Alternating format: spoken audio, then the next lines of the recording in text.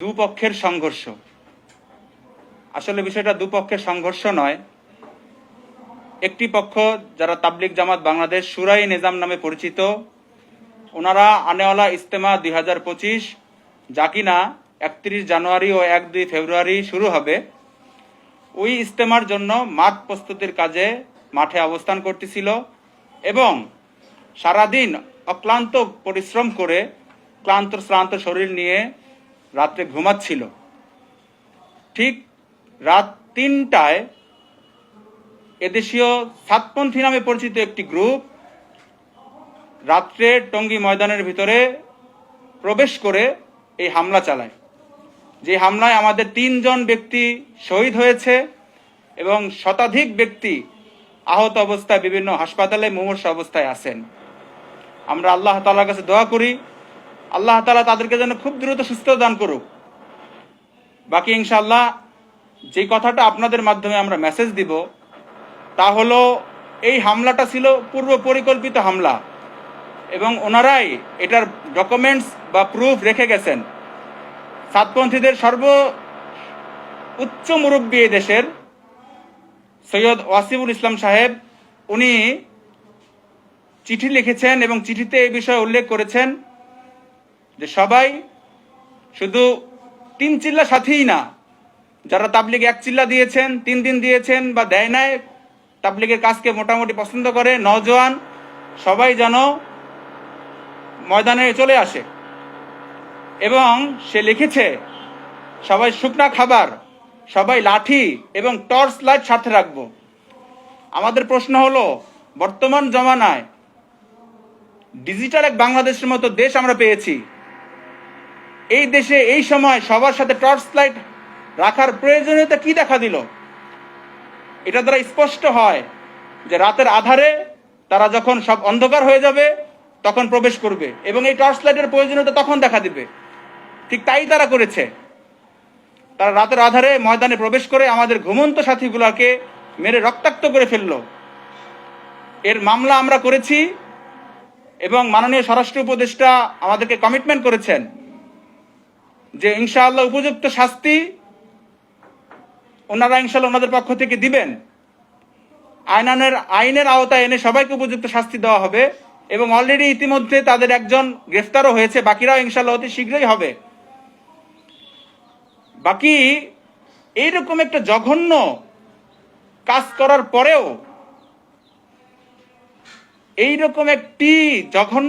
করার পরেও, তারা কিভাবে সমাজের সামনে, মিডিয়ার ভাইদের সামনে গতকালকে আবার উপস্থিত হতে পারে এবং বিভিন্ন জঘন্য মিথ্যাচার করতে পারে। সারাদিন এরকম সারা রাত এরকম সন্ত্রাসীযোগ্য হামলা চালানোর পরে আমার তো উচিত ছিল মাটিকে বলা, এই মাটি তুমি ফাঁক হয়ে যাও, আমি লজ্জায় তোমার ভিতরে ঢুকে যাই। সাতপন্থীরা গতকালকে মিডিয়ার কিছু ভাইদের সামনে এই কথা বলে যে তাবলিগ জামাতের ভিতরে তৃতীয় এক পক্ষ তাবলিগের মেহনতকে নষ্ট করার চেষ্টা করতেছে। ওনারা স্পষ্ট করে বলে, মাওলানা মামুনুল হক সাহেব, মাওলানা ওবায়দুল্লাহ ফারুক সাহেব এর মতো উল্লেখযোগ্য ব্যক্তিবর্গ, শাইখুল হাদিস ইবনে শাইখুল হাদিস মাওলানা মাহফুজুল হক সাহেব, ওনাদের 3-4 জনের নাম ধরে ওনারা বলেন যে হেফাজতে ইসলাম বা তাবলিগের মেহনতের ভিতর তৃতীয় একটা পক্ষ ঢুকে তাবলিগের এই মেহনতকে রক্তাক্ত করতেছে বা তাবলিগের মেহনতকে নষ্ট করতেছে এবং রাজনীতির এক রূপরেখা কায়েম করতে চাচ্ছে। এটা তাদের পক্ষ থেকে গতকালকে বলা হয়েছে। আমরা তাদেরকে স্পষ্ট করতে চাই আপনাদের মাধ্যমে, একজন ব্যক্তির একাধিক পরিচয় থাকতে পারে। আমি একজন পুরুষ, আমি যখন আমার সংসারে যাব, আমি একজন বাবা, আমি একজন স্বামী, আমি একজন ছেলে। আপনারা যখন সাংবাদিকতা করেন, একজন পুরুষ লোক হওয়ার পরেও আপনি যখন আপনার প্রতিষ্ঠানে যাবেন, আপনি তখন আপনার পরিচয় একজন সাংবাদিক।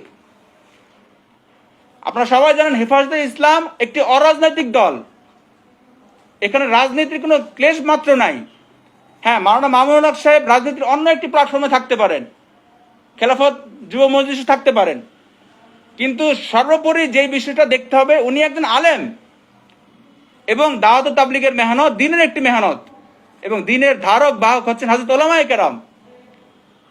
ওলামায়ে কেরাম যখন ওনাদের ভুল কর্মকাণ্ডগুলাকে চোখে আঙ্গুল দিয়ে দেখিয়ে দিবে,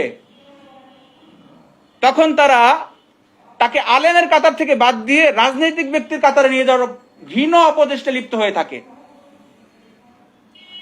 আমরা আপনাদের মাধ্যমে এই জিনিসটা স্পষ্ট করতে চাই, একজন ব্যক্তির একাধিক পরিচয় থাকতে পারে, কেন তারা এই সমস্ত জঘন্য মিথ্যাচার করে যাচ্ছে। দ্বিতীয় বিষয় হলো তাবলিগের এই মেহনতের যে বিভাজন আপনারা দেখতেছেন, মূলত তিনটি বিষয়কে কেন্দ্র করে এই মেহনতের বিভাজন সৃষ্টি হয়। এক নম্বর হলো মাওলানা সাদ সাহেব নিজেকে যখন আমির ঘোষণা করেন। দুই নম্বর হলো ওনার জবান থেকে যখন কোরআন সুন্নাহ বিরোধী বক্তব্য, যেখানে নবীদের দোষ, সাহাবীদের দোষ উল্লেখযোগ্য, এই সমস্ত কথা বারবার ওনার মুখ দিয়ে বলতে চাচ্ছিলেন, এবং উনি কয়েক জায়গায় তার ভুল বয়ানের জন্য মাফও চেয়েছেন। মাফ চাওয়ার পরেও পরবর্তী সময় কোনো না কোনো জায়গায় সে আবার এই বয়ানের পুনরাবৃত্তি করেন। এবং দাওয়াত তাবলীগের মেহনতের মধ্যে একটা মেহনত, যেখানে সমস্ত কাজ পরামর্শ সাপেক্ষে হয়ে আসতেছিল, এরকম একটি মেহনত, এই মেহনতের ভিতরে উনি নিজস্ব কিছু চিন্তা ভাবনা, নিজস্ব কিছু মতামত উইদাউট মাশওয়ারা, উইদাউট পরামর্শ উনি ঢুকিয়ে দেন। এই তিনটি কারণে তাবলীগের মেহনত ভিতরে আজ বিভাজন দেখা দেয়। আপনারা জেনে অবাক হবেন, গতকালকেও আপনাদের কাছে আমরা এটা বলার চেষ্টা করেছি, এবং আপনারা এই কথা বুঝেছেনও যে সাতপন্থীরা এদেশে আসলে একটা সবার চোখে পর্দা দিয়ে রেখেছে, সবার চোখে একটি চাদর দিয়ে রেখেছে। সেটা হলো তারা এটা দাবি করে আমরা ইমারত কায়েম করতে চাই। আমাদের প্রশ্ন হলো, আপনারা যদি ইমারত কায়েম করতেই চান, আপনাদের ছোট ছোট আঞ্চলিক এলাকার ভিতরেও, জেলার ভিতরেও আমির আছে, আপনাদের বাংলাদেশে আমিরকে কেন আপনারা 1995 সাল থেকে শুরু করে 2017 সাল পর্যন্ত শুরাই নিজামের অধীনে থেকে মেহনত করেছেন? পরে এক ব্যক্তি নিজেকে আমির দাবি করে, তাকে কেন্দ্র করে আপনারা তাবলীগের মূল মেহনত থেকে বিচ্ছিন্ন হয়ে গেলেন। আপনারা কেন বাংলাদেশে শুরা সিস্টেম চালু রেখেছেন? আমাদের যেমন শুরা আছে, সাতপন্থীদের এরকম শুরা আছে। ওদের সৈয়দ ওয়াসিফুল ইসলাম সাহেব, ওনাদের প্রফেসর ইউনুস শিকদার সাহেব, ওনাদের মাওলানা মোশাররফ সাহেব, কিছুদিন আগে একজন শুরা ওনাদের ইন্তেকাল করেছে খান শাহাবুদ্দিন নাসিম সাহেব, ওনাদের 4 জন শুরা। ওনারাও প্রতি সপ্তাহে একজন করে ফাইসাল হন। বাংলাদেশে যদি আপনারা শুরা সিস্টেম চালুই রাখবেন, তাহলে কেন আপনারা তাবলীগের মেহনতের থেকে বিচ্ছিন্ন হয়ে দেশে এক অরাজক পরিবেশ সৃষ্টি করলেন? আরেকটা কথা আপনাদের সবার সামনে স্পষ্ট করতে চাই, তারা বারবার এই কথা বলে বিভিন্ন মিডিয়ায়, সেটা হলো তাবলীগের মেহনতের ভিতরে মাদ্রাসা ছাত্ররা কি করে।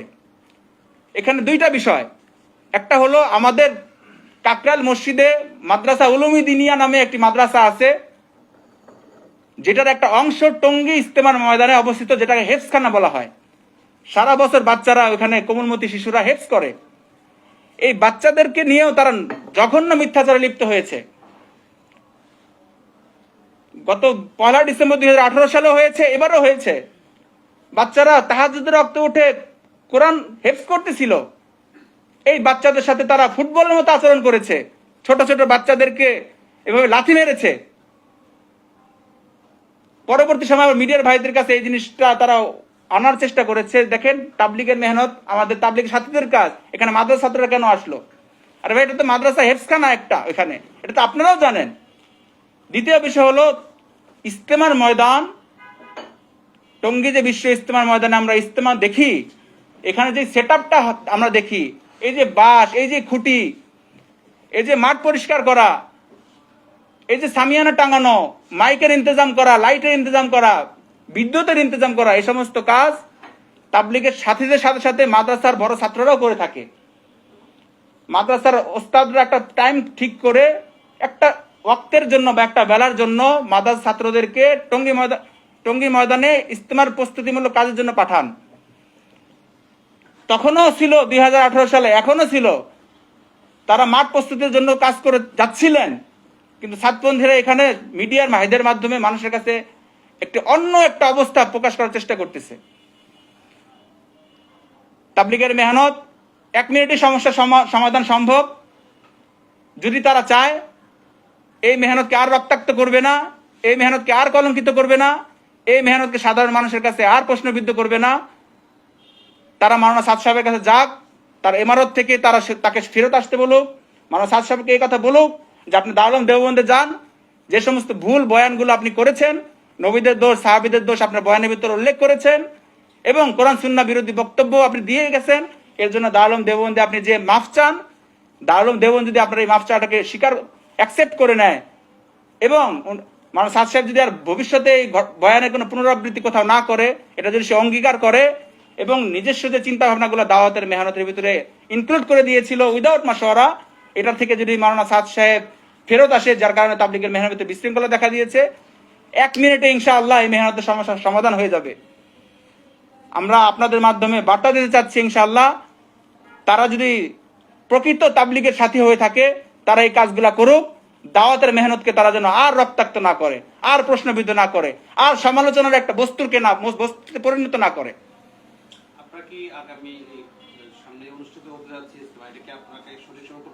ইনশাআল্লাহ ইনশাআল্লাহ জানুয়ারি 31, ফেব্রুয়ারি 1-2 তাবলীগ জামাত বাংলাদেশ শুরায়ে নিজামের অধীনে টঙ্গী বিশ্ব ইজতেমা যথাসময়ে ইনশাআল্লাহ অনুষ্ঠিত হবে। এবং আপনারা গতকালকে মাননীয় স্বরাষ্ট্র উপদেষ্টার বক্তব্য শুনেছেন, উনিও ইনশাআল্লাহ বলেছেন যথাসময়ে ইনশাআল্লাহ টঙ্গী বিশ্ব ইজতেমা অনুষ্ঠিত হবে। যদিও এখন পরিস্থিতির কারণে একটু নিষেধাজ্ঞা আছে, খুব শীঘ্রই নিষেধাজ্ঞাকে উঠিয়ে নেওয়া হবে।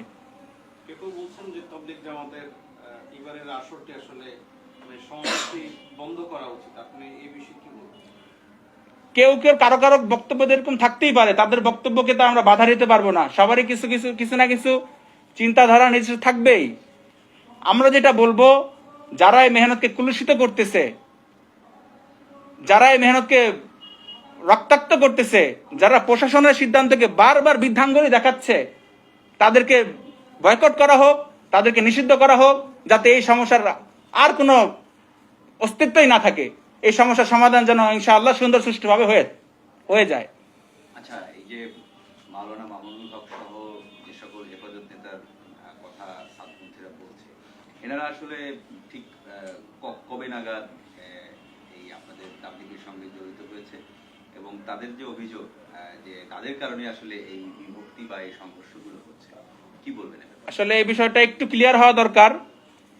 হেফাজতে ইসলাম বাংলাদেশ, এটার কাজ হলো ইসলামের হেফাজত করা। যেখানেই ইসলামের দুশ্মন দেখা দিবে, যেখানে কোরআন সুন্নাহ বিরোধী বক্তব্য দেখা দিবে, যেখানেই একটা মানুষ হুজুর সাল্লাল্লাহু আলাইহি ওয়াসাল্লাম অবমাননা করবেন, সাহাবীদের দোষ ধরবেন, আল্লাহ তাআলার হুকুম আহকামকে বৃদ্ধাঙ্গুলি দেখাবেন, সেইখানে হেফাজতে ইসলাম দাঁড়িয়ে যাবে। সেটা যদি আমরাও করতাম, আমাদের শুরায়ে নিজামের সাথীরাও করতো, হেফাজতে ইসলাম আমাদের এগেনস্টে দাঁড়াতো। ইভেন আমিও যদি করতাম আমার এগেনস্টে দাঁড়াতো। এক ব্যক্তি দাওয়াতের মেহনতকে রক্তাক্ত করবে, যেটা আমাদের আকাবিরদের রেখে যাওয়া আমানত, এটা কারো নিজস্ব কোনো বাপদাদা সম্পত্তি নয়, এটা আমাদের পূর্বপুরুষ হযরত উলামায়ে কেরাম, আসাদিজে কেরাম, আমাদের মুরব্বীদের রেখে যাওয়া একটা আমানত। এই আমানতের যারা খেয়ানত করবে, দিনকে যারা রক্তাক্ত করবে, হেফাজত ইসলাম তাদের এগেনস্টে দাঁড়াবে। এখন যেহেতু ছাত্রপন্থীরা এই কাজটা করে যাচ্ছে, এই কর্মপদ্ধতি চালিয়ে যাচ্ছে, সেই ক্ষেত্রে হেফাজত ইসলাম তাদের এগেনস্টে দাঁড়িয়েছে।